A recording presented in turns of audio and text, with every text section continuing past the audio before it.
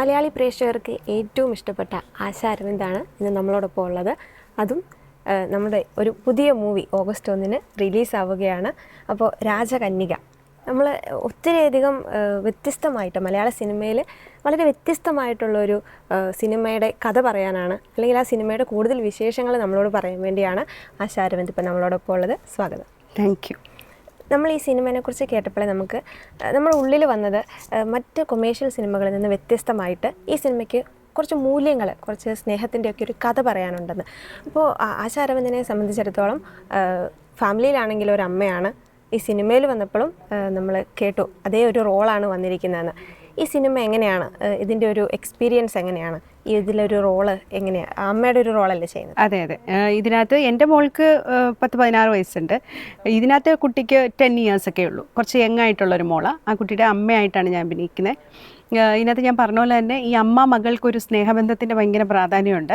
അതോടെ ഈ കൊച്ചിന് ഒരു സുപ്രഭാതി കൊച്ചിനെ നഷ്ടപ്പെടുമെന്ന് ഇവർക്ക് തോന്നും. നഷ്ടപ്പെടുമ്പോൾ ഇവർ ഭയങ്കര ഒരു ഭക്തിയായ ഒരു സ്ത്രീയാണ്. അപ്പോൾ ഇവർ മാതാവിനോട് വിളിച്ച് പ്രാർത്ഥിക്കുന്നതായിട്ടൊക്കെ അങ്ങനെയൊക്കെ കുറച്ച് ഷോർട്സൊക്കെ ഉണ്ട്. പിന്നെ ഈ കുട്ടിക്ക് ഇവർ പലവട്ടം ഇങ്ങനത്തെ സ്റ്റോറീസൊക്കെ, പഴയ കഥകളൊക്കെ പറഞ്ഞു കൊടുത്തിട്ടുണ്ട്, ബൈബിൾ സ്റ്റോറീസ്, അതുപോലെ മൂല്യങ്ങളുള്ള കഥകളൊക്കെ പറഞ്ഞു കൊടുത്താണ് ഈ മോളെ ഇങ്ങനെ ഉറക്കാൻ നേരത്ത് ഇവർ ഉറങ്ങുന്നതിന് മുമ്പ് ഇവർ ഉറക്കുന്നതൊക്കെ. അപ്പോൾ അതൊക്കെ ഇങ്ങനെ ഭയങ്കരമായിട്ട് വിഷ്വലൈസ് ചെയ്തിട്ട് നമ്മൾ നരേറ്റ് ചെയ്യുന്നൊക്കെ ഉണ്ട് ഞാൻ ഈ മൂവിയിൽ. അങ്ങനെ ഒരു വളരെ കുടുംബപരമായിട്ട്, നമുക്ക് കുടുംബത്തിൻ്റെ അകത്ത് നിന്ന് നോക്കുകയാണെങ്കിൽ ഭയങ്കര മൂല്യങ്ങളുള്ളൊരു സിനിമയാണ്. ഡിവോഷണൽ സൈഡാണെങ്കിലും വളരെ ഇത് ഒരു മതത്തിൻ്റെ എന്നല്ല, എല്ലാ മതങ്ങളെയും അവരുടെ നല്ല കാര്യങ്ങൾ പറഞ്ഞു പോകുന്നൊരു സിനിമയാണ്. പേഴ്സണൽ ലൈഫിലാണെങ്കിലും അമ്മയാണ്. അപ്പോൾ ഇവിടെയും ഒരമ്മയുടെ റോളാണ്. അത് നന്നായിട്ട് റിലേറ്റ് ചെയ്യാനും എക്സ്പീരിയൻസ് ചെയ്യാനും ഒക്കെ സാധിച്ചോ? നമ്മൾ സിനിമയിൽ നമ്മുടെ ക്യാരക്ടർ വരുമ്പം നമ്മുടെ ഒരു ഇതിനകത്ത് ഞാൻ വളരെ സാധാരണയായിട്ട് ജീവിക്കുന്ന ഒരു സ്ത്രീയായിട്ടാണ്. അവരൊരു സാരി ഉടുക്കുന്നത്, അവർ വീട്ടിൽ ആഭരണങ്ങളൊന്നും അണിയുന്നില്ല, ഒരു കൊന്ത മാത്രമാണ് ഇടുന്നത്. വളരെ പാവപ്പെട്ട, വളരെ സാധാരണയിൽ ജീവിക്കുന്ന, ഒരു നേരത്തെ കഞ്ഞി പയർ അങ്ങനെ കഴിക്കുന്ന കുഞ്ഞിനെ വളർത്തുന്ന ഒരു അമ്മയായിട്ടാണ് കാണിക്കുന്നത്. എന്നാൽ അവരുടെ ഹസ്ബൻഡ് ഭയങ്കര ഒരു കുടിയനായ ഒരു ഹസ്ബൻഡ്, വീട്ടിൽ യാതൊരു തരത്തിലും ഇവരെ ഫിനാൻഷ്യലിയോ അല്ലാതെയോ ഇവരെ ഒരു മോറൽ സപ്പോർട്ട് കൊടുക്കാത്ത ഒരു മനുഷ്യൻ. അപ്പോൾ ആ ഒരു ഇതൊക്കെ ഈ സിനിമയിലൂടെ പറഞ്ഞു പോകുന്നുണ്ട്. അങ്ങനെയുള്ള ഒരുപാട് കുടുംബങ്ങളുണ്ട് നമ്മുടെ സമൂഹത്തിൽ. അപ്പോൾ അവർ അമ്മമാരും കുട്ടികളും ഒക്കെ അനുഭവിക്കുന്ന ആ യാതനകളെപ്പറ്റി പറഞ്ഞു പോകുന്നുണ്ട്. ഈ ഒരു സിനിമ നമ്മൾ എടുക്കുകയാണെങ്കിൽ പരിശുദ്ധ അമ്മയോടുള്ളൊരു ബന്ധം കാണിക്കുന്നുണ്ട്. മലയാള സിനിമയിൽ അത് ഭയങ്കര വിരളമായിട്ട് നമുക്ക് തോന്നിയിട്ടുണ്ട്. ഈ ഒരു സിനിമ തിരഞ്ഞെടുക്കാനും അതൊരു കാരണമായിട്ടുണ്ടോ? അത് വളരെ കോയിൻസിഡൻസ് ആയിട്ട് എനിക്ക് വന്നേക്കുന്ന ഒരു കാര്യമാണ്. ഇത് വന്നത് വളരെ, ഞാനൊരു സിനിമയുടെ ഷൂട്ടിൽ ആയിരുന്നപ്പോഴാണ്. അതും പ്രളയശേഷം ജലകന്യക എന്ന് പറയുന്ന ഒരു മൂവിയുടെ ഷൂട്ടിൻ്റെ ഇടയിലാണ് ഞാൻ ഈ സിനിമയുടെ കഥ കേൾക്കുന്നതും ഈ ഡയറക്ടർ എന്നെ വിളിക്കുന്നതും ഒക്കെ. അപ്പം അന്നേരം തന്നെ ഞാൻ കഥ കേട്ടു. അന്നേരം ഞാൻ പറഞ്ഞു, ഇങ്ങനെ ഞാനൊരു മൂവിയിലാണ്, അപ്പം ഇത് കഴിയാതെ എനിക്ക് ഒക്കത്തില്ല. അപ്പോൾ അദ്ദേഹം പറഞ്ഞു, നമ്മൾ ഒന്നിച്ചൊരു സിനിമ എടുക്കല്ല, ഇപ്പം ഒരു ഷൂട്ട് നടന്നുകൊണ്ടിരിക്കുകയാണ് പറഞ്ഞാനത്ത്, അത് കഴിഞ്ഞ് നമ്മൾക്കൊരു വലിയ ഗ്യാപ്പുണ്ട്, അതിന് ശേഷമേ ബാക്കി എടുക്കുകയുള്ളൂ. അങ്ങനെ കുറേ നാളുകൊണ്ടാണ് ഈ മൂവി അവർ കുറച്ചായിട്ടാണ് തീർത്തത്. കാരണം അവർക്ക് ഓരോ സെറ്റിലും കുറച്ച് ഭാഗങ്ങൾ എടുത്തു കഴിയുമ്പോൾ അവർക്ക് ആ ഫിനാൻസ് ശേഖരിക്കണമായിരുന്നു. അപ്പോൾ അവർ 2 വർഷം കൊണ്ട് പതുക്കെ ഷൂട്ട് ചെയ്തതാണ്. അദ്ദേഹം തന്നെയാണ് എഡിറ്റർ, അദ്ദേഹത്തിൻ്റെ വൈഫും. അപ്പം അത് ഞാൻ എൻ്റെ ഈ പ്രളയശേഷത്തിൻ്റെ ഷൂട്ടും കഴിഞ്ഞു, ഡബ്ബും കഴിഞ്ഞ ശേഷമാണ് ഇതിനകത്ത് ഞാൻ ചെയ്യുന്നത്. അപ്പം എനിക്ക് പ്രളയശേഷം എൻ്റെ ജീവിതത്തിൽ ഒരു വലിയ എക്സ്പീരിയൻസ്ഡ് ആയിട്ടുള്ളൊരു സിനിമയാണ്. ഞാൻ അതിനകത്ത് നന്നായിട്ട് എനിക്ക് അഭിനയം പഠിക്കാൻ പറ്റിയൊരു സിനിമയാണ്. കാര്യം ആ സിനിമയ്ക്ക് ഒരുപാട് അഭിനയ സാധ്യതയുള്ള ഒരു മൂവിയായിരുന്നു. അപ്പോൾ അതിൽ നിന്ന് ഈ ഒരു ക്യാരക്ടർ, അത് 10-75 വയസ്സുള്ള ഒരു ലേഡിയായിട്ട്, അതിൽ നിന്ന് പിന്നെയും ഞാൻ എന്നെക്കാളും കുറച്ചുകൂടി യങ്ങായിട്ടുള്ള ക്യാരക്ടറാണ് ഈ സിനിമയിൽ ചെയ്യുന്നത്, ഒരു വീട്ടമ്മയായിട്ട്. ഇതിനകത്ത് ആകെയുള്ള വ്യത്യാസം ഇവർ വളരെ ഒരു പാവപ്പെട്ട ഒരു സാധാരണ ഒരു സ്ത്രീ ആയിട്ടാണ്. ആശ അരവിന്ദിൻ്റെ സിനിമകളുടെ ഒരു ലിസ്റ്റ് എടുക്കുകയാണെങ്കിൽ അതിലെല്ലാം ഒരു നന്മയുടെ വശം ഉണ്ടാവും, തിരഞ്ഞെടുത്ത സിനിമകളിലെല്ലാം. അപ്പോൾ ആ ഒരു നന്മ, ആ ഒരു മൂല്യം ആ ഒരു സിനിമയിൽ ഉള്ളത് കൊണ്ടാണോ സിനിമ തിരഞ്ഞെടുക്കുന്നത്, അല്ലെങ്കിൽ ഓരോ സിനിമയും തിരഞ്ഞെടുക്കുന്നതിന് പിന്നിലുള്ള ഒരു കാരണം എന്താണ്? അതിന് നമ്മുടെ ഉള്ളിൽ നിന്ന് വരുന്ന ഒരു തോന്നലുണ്ടാവുമല്ലോ, ഈ സിനിമ എടുക്കാം അല്ലെങ്കിൽ ഇത് ഒഴിവാക്കാം, അങ്ങനെ കാരണം എന്തായിരിക്കും? ഞാൻ ഏത് സിനിമ എടുത്താലും പൂർണ്ണമായ കഥ കേട്ടിട്ടാണ് എടുക്കുന്നത്. പ്രത്യേകിച്ച് എൻ്റെ ഭാഗം ഞാൻ ക്ലിയറാക്കി ഓരോ സീനും ചോദിക്കും. ഇത് എന്തെങ്കിലും വായിക്കുമ്പോൾ എനിക്ക് സംശയം വന്നാൽ ഞാൻ ഡയറക്ടേഴ്സിനോട് ചോദിച്ച് അത്രയും സ്വാതന്ത്ര്യമുള്ള സിനിമകളാണ് ഞാൻ ചെയ്തിരിക്കുന്നത്. അതുകൊണ്ടാവാം നിങ്ങൾക്ക് അങ്ങനെ ഫീൽ ചെയ്തത്. നമ്മളിപ്പോൾ നമ്മുടെ റീലുകളിലൊക്കെ നമ്മൾ വൈറലായിട്ടുള്ളതാണ് കൃപാസന മാതാവിൻ്റെ.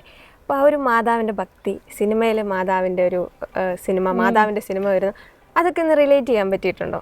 അത് ഭയങ്കര അതിശയമാണ് ശരിക്കും. പക്ഷെ അത് ചിലപ്പോൾ ഞാൻ പറയുമ്പോൾ അത് സാധാരണക്കാർക്ക് അത് മനസ്സിലാവണമെന്നില്ല. എനിക്ക് എൻ്റെ ഇതിൽ നോക്കുമ്പോൾ ഞാൻ അന്ന് ഒരു സുപ്രഭാതത്തിൽ ഞാൻ എൻ്റെ ഒരു ഫ്രണ്ടിനൂടെയാണ് കൃപാസനത്തിൽ ആദ്യമായിട്ട് പോകുന്നത്. അതിന് ശേഷം പോയത് എൻ്റെ അമ്മേനെ വയ്യാതെ കുറച്ച് വന്നായിരുന്നു. അങ്ങനെയൊക്കെ കൃപാസനത്തിൽ പോയപ്പോൾ ഒരു പ്രാവശ്യം പോയ സമയത്ത് എനിക്ക് അച്ഛനോട് സംസാരിക്കാനും ഒക്കെ പറ്റി. അന്ന് അച്ഛൻ എന്നോട് ഇങ്ങനെ തലവട്ടിട്ട് പറഞ്ഞു, ഇനി ഒന്നും പറയണ്ട, ഇപ്പം വരും. വന്ന് വീട്ടിൽ വരുമ്പോഴാണ് എനിക്ക് പ്രളയശേഷം വരുന്നത്. അതിനെ തുടർന്നാണ് ഈ സിനിമ വരുന്നത്. രണ്ടും മാതാവിൻ്റെ ഒരു പേരിനോടും ഇതിനോടൊക്കെ രാജകന്യക, പ്രളയശേഷം ഒരു ജലകന്യക, അങ്ങനെയൊക്കെ ഒരു കന്യക മറിയം എന്നാണല്ലോ മാതാവിനെ അറിയപ്പെടുന്നത്. അപ്പോൾ അതുമായിട്ട് ഭയങ്കര റിലേറ്റഡ് ആയിട്ട് എനിക്ക് തോന്നിയിട്ടുണ്ട്. പിന്നെ എൻ്റെ ചെറുപ്പം എന്ന് പറയുന്നത് എൻ്റെ അമ്മയും അച്ഛനും ഭയങ്കര ഭക്തരായിട്ടുള്ള 2 പേരാണ്. ഒരു സാധാരണ വീടാണ് എൻ്റേത്.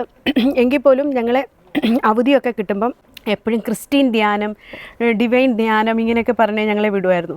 അന്ന് തൃശ്ശൂർ എൻ്റെ നാട്ടിൽ നിന്ന് ശരിക്കും അകലെയാണ്. ഞാൻ കോട്ടയം തോട്ടക്കാടെന്ന് പറഞ്ഞ സ്ഥലത്താണ്. പക്ഷേ ഞാൻ തൃശ്ശൂർ ചാലക്കുടിയിൽ ഈ ക്രിസ്ത്യൻ ധ്യാനത്തിന് വേണ്ടി വരുമായിരുന്നു. കാരണം കോട്ടയത്തെ സന്തോഷേട്ടനും മേരിക്കുടി ചേച്ചിയൊക്കെയാണ് അവിടെ ധ്യാനം നടത്തുന്നത്. അപ്പം പോട്ടയുടെ മീൻസ് ഡിവൈൻ ധ്യാനയത്തിൻ്റെ ഓപ്പോസിറ്റ് ആയിട്ടായിരുന്നു ക്രിസ്ത്യൻ ധ്യാനം അന്ന് നടന്നിരുന്നത്, റോഡിൻ്റെ ഓപ്പോസിറ്റ്. ആ സമയത്തൊക്കെ എൻ്റെ ഒരു അവധിക്കാല ജീവിതം എന്ന് പറയുന്നത് തൃശ്ശൂരായിരുന്നു. അത് അന്ന് അതിനെപ്പറ്റി ഒന്നും അറിയത്തില്ലേ പോലും. ഇപ്പം നിങ്ങളുടെ ഇൻ്റർവ്യൂ എനിക്ക് വന്നപ്പോൾ ഞാൻ അതാണ് ആദ്യം ചിന്തിച്ചത്. ഞാൻ ദൈവത്തിലേക്ക് ഏറ്റവും കൂടുതൽ അടുക്കാനുള്ള കാരണം ആ ഒരു ധ്യാനമൊക്കെ തന്നെയാണ്. ചെറുപ്പം മുതലേ ഒരു ഫാമിലി ബാക്ക്ഗ്രൗണ്ട്. അതെ, എൻ്റെ വീട് തന്നെ അറിയപ്പെടുന്ന ഒരു പള്ളി വീടെന്നാ. പേരക്കുട്ടികളൊക്കെ എൻ്റെ മോളും എൻ്റെ ബ്രദറിൻ്റെ പിള്ളേരൊക്കെ വിളിക്കുന്നത് പള്ളി വീടെന്നാ പറയുക. ചിലർ തമാശയാക്കുവാണെങ്കിൽ പോലും നമ്മുടെ പേഴ്സണൽ ലൈഫിൽ നമുക്കത് ഒത്തിരി അധികം ഈ മാതാവിൻ്റെ ഒരു ടച്ച് നമുക്ക് തോന്നിയിട്ടുണ്ടാവും. തീർച്ചയായിട്ടും. ഈ ഒരു സമയത്ത് ഒരു സിനിമ ലൈഫാണ്, ഭയങ്കര തിരക്കുള്ള സമയങ്ങളാണ്, ഷൂട്ടൊക്കെ ഒരു സമയം ഉണ്ടാവില്ല. അപ്പോൾ അതിൻ്റെ ഇടയ്ക്കൊക്കെ എങ്ങനെയാണ് പ്രാർത്ഥിക്കാനൊക്കെ ഉള്ള ഒരു സമയം കണ്ടെത്തുക? എൻ്റെ ഈ ഒരു കരിയർ ലൈഫ് ഒരുപാട് ബിസി അല്ല. അത് ഞാൻ ഒത്തിരി ഒന്നും സിനിമകൾ ചെയ്യാറില്ല. വർഷത്തിൽ 1-2 അത്രയൊക്കെ മാത്രമേ ചെയ്യുന്നത്. പിന്നെ ഞാൻ പരസ്യങ്ങളാണ് കൂടുതൽ ചെയ്യാറുള്ളത്. പരസ്യം എന്ന് പറഞ്ഞാൽ 1-2 ദിവസമേ വരുന്നുള്ളൂ. അപ്പം എനിക്ക് ഒത്തിരി ഫ്രീ ടൈമുണ്ട്. ഞാൻ ഭയങ്കര എന്ത് ജോലി കിട്ടിയാലും അത് ആത്മാർത്ഥമായിട്ട് ചെയ്യണമെന്ന് വിചാരിക്കുന്നത്. വീട്ടുജോലിയാണെങ്കിലും കൊച്ചിനെ നോട്ടാണെങ്കിലും ആരെന്നെ എന്ത് ഏൽപ്പിക്കുന്നു അത് 100% നന്നായി ചെയ്യണമെന്ന് വിചാരിക്കുന്ന ഒരു വ്യക്തി. ഞാൻ അതിനുവേണ്ടി ഭയങ്കര ഹാർഡ് വർക്ക് ചെയ്യും. അതുമാത്രമല്ല, അതൊരു 100 പറഞ്ഞാൽ അത് 101 ചെയ്തു കൊടുക്കണം. അപ്പോൾ ഒരുപാട് ആത്മാർത്ഥതയും പാടില്ല എന്ന് പല വട്ടം എനിക്ക് തോന്നിയിട്ടുണ്ട്. എങ്കിൽ പോലും അത് വീട്ടിലെ കാര്യമല്ല, പുറത്തെ കാര്യങ്ങൾ ചെയ്യുമ്പോൾ എങ്കിൽ പോലും എന്നെക്കൊണ്ട് അത് അങ്ങനെ ചെയ്യണോ, അല്ലെങ്കിൽ എനിക്കൊരു ആത്മസംതൃപ്തി ഇല്ല. ഓരോരുത്തരുടെ ക്യാരക്ടറല്ലേ. അപ്പം ഞാൻ വളരെ കെയർഫുള്ളായിട്ടാണ് ഇപ്പോൾ ഓരോ കാര്യങ്ങൾ ചെയ്യുമ്പോഴും. കാര്യം ഞാൻ ഭയങ്കര ഡെഡിക്കേറ്റഡാണ്. പിന്നെ സിനിമ എന്ന് പറയുന്നത് നമുക്ക് ചൂസ് ചെയ്യാവുന്ന, നമുക്ക് ഇഷ്ടമുണ്ടെങ്കിൽ മാത്രം ചെയ്താൽ മതി. വേറൊരു പ്രൊഫഷൻ സീരിയലാണെങ്കിൽ നമുക്ക് കണ്ടിന്യൂസ് വരും. അതുകൊണ്ടാണ് അതൊന്നും ഞാൻ തിരഞ്ഞെടുക്കാത്തത്. സിനിമ നല്ലത് നോക്കി ചെയ്യും, പരസ്യവും നല്ലത് നോക്കി ചെയ്യും. നമ്മളിപ്പോൾ രാജകന്യകയിലോട്ട് തന്നെ നമുക്ക് തിരിച്ചു വരാം. അതിൻ്റെ ഒരു ഏത് സമയം മുതലായിരുന്നു ഇതിൻ്റെ ഒരു ഷൂട്ടിങ് വന്നത്? അതിനൊരു അറ്റ്മോസ്ഫിയർ എങ്ങനെയായിരുന്നു, ഷൂട്ടിംഗ് അറ്റ്മോസ്ഫിയർ? എനിക്കുള്ള ഷൂട്ട് അതും എനിക്ക് ഭയങ്കര അനുകൂലമായിട്ടാണ് വന്നത്. എൻ്റെ വീടിൻ്റെ തൊട്ടടുത്താണ്. പുതുപ്പള്ളി കഴിഞ്ഞിട്ട് പ്രോപ്പർ സ്ഥലം പറയുകയാണെങ്കിൽ പുതുപ്പള്ളിക്ക് അടുത്ത് തന്നെ ഒരു സ്ഥലം. അപ്പോൾ എനിക്ക് വീട്ടിൽ നിന്ന് പോയി വരാനുള്ള അത്രയും അടുത്തായിരുന്നു. അപ്പോൾ ഞാൻ എൻ്റെ വീട്ടിൽ നിന്നായിരുന്നു പോയി വരുന്നത്. എനിക്ക് പിന്നെ അധികം ദിവസമൊന്നും ഉണ്ടായിരുന്നില്ല ഈ മൂവിക്ക്. ഈ മൂവിയിൽ ആർക്കും അങ്ങനെ ഒരുപാട് ദിവസത്തെ ക്യാരക്ടർ അങ്ങനെയൊന്നും അല്ല. എല്ലാവരും ചെറിയ ഓരോ ഇൻസിഡൻറ്റ് വരുന്നു പോകുന്നു. ഞാനൊരു 4 ദിവസം 5 ദിവസം എങ്ങാണ്ടേ ഷൂട്ടുണ്ടായിരുന്നു. ഈ പ്രാർത്ഥനാ ജീവിതം അത് നമ്മുടെ വർക്ക് ലൈഫ് ഒന്ന് മാനേജ് ചെയ്ത് ബാലൻസ് ചെയ്ത് കൊണ്ടുപോകാൻ വേണ്ടി സാധിക്കുന്നുണ്ട്. അത് ഒരു നമ്മുടെ പ്രൊഫഷണൽ ലൈഫിലാണേലും കുറേയധികം പോസിറ്റീവായിട്ട് സ്വാധീനിക്കുന്നുണ്ടെന്ന് തോന്നിയിട്ടില്ലേ? ഏറ്റവും നല്ലത്, ഏറ്റവും നമുക്ക് പ്രാർത്ഥനയുള്ളത് കൊണ്ട് നമ്മുടെ മനസ്സിനാണ് ഏറ്റവും സമാധാനം. നമുക്ക് എന്തും പറയാവുന്ന ഒരാളുണ്ട് കൂടെ എന്നുള്ള ഒരു തോന്നൽ എപ്പോഴും ഉണ്ടാവും, ഒരു പോസിറ്റീവ് എനർജി ഉണ്ടാവും. പിന്നെ നമ്മൾ ഏതെങ്കിലും ഒരു തരത്തിൽ എന്തെങ്കിലും ഒരു ആപത്തിലേക്ക് പോകുമോ എന്നുള്ളിക്കുമ്പോൾ നമുക്ക് എന്തെങ്കിലുമൊക്കെ ഒരു മുടക്കായിട്ട് നമ്മളെ ഇത് കാണിച്ചു തരും. അങ്ങനെയൊക്കെ എനിക്ക് ഫീൽ ചെയ്തിട്ടുണ്ട്.